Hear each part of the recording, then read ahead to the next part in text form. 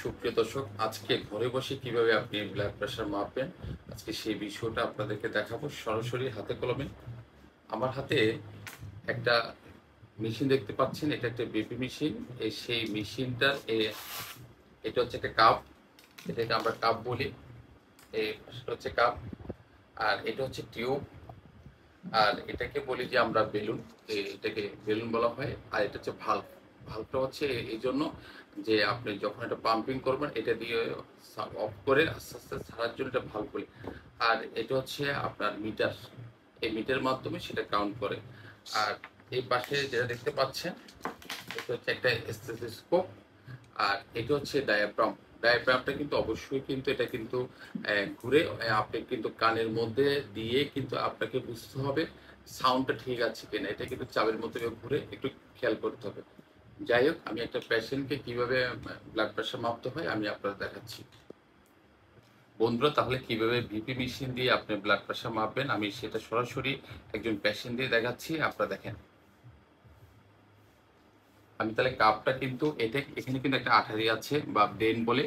এই ব্রেনটার মধ্যে অবশ্যই কিন্তু আপনি খেয়াল রাখতে হবে, আপনি যখন পজিশন দিবেন আর চেষ্টা করবেন যখন ব্লাড প্রেশার মাপবেন, অন্তত যদি হেঁটে আসে আপনাকে 5 মিনিট কিন্তু একটু বসবে। 5 মিনিট না বসলে অনেক সময় রিডিংটা ভুল আসতে পারে। এই আঠারি বরাবর কিন্তু আমি এই কাপটা বসাবো, আর কাপটা কিন্তু এই পাশটা হচ্ছে উপরে উপরে দেবো। দেখেন, আমি এখানে এই পজিশনে বসাচ্ছি। এখানে কিন্তু একটা আঠারি আছে, এই আঠারিটা অবশ্যই কিন্তু খেয়াল রাখবেন। আঠারিটা হচ্ছে ব্রেন বরাবর কিন্তু আপনাকে বসাতে হবে।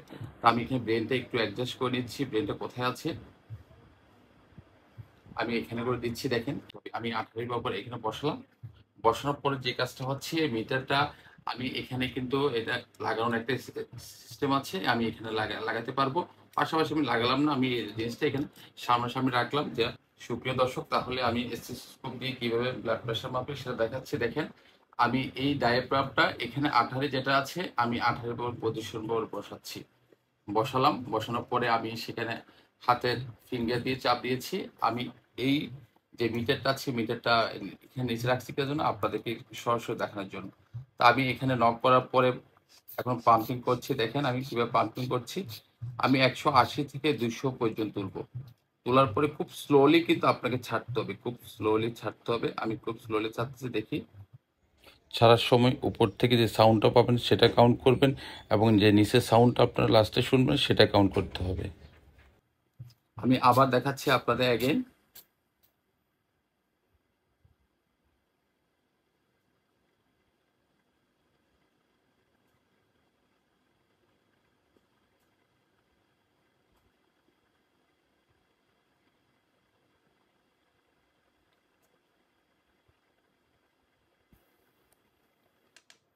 বন্ধুরা, এই পেশেন্টের যে প্রেশারটা পেয়েছি সেটা হচ্ছে 120, আর হচ্ছে 80, সেটা হচ্ছে নর্মাল।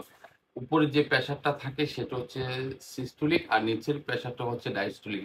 সিস্টোলিক প্রেশারটা হচ্ছে আপনার উপরে যে রক্তচাপ থাকে সেটাকে আমরা সিস্টোলিক বলি, আর নিচের প্রেশারটা হচ্ছে ডায়াস্টোলিক, আর সেটা হচ্ছে নিম্ন যে রক্তচাপ থাকে সেটা।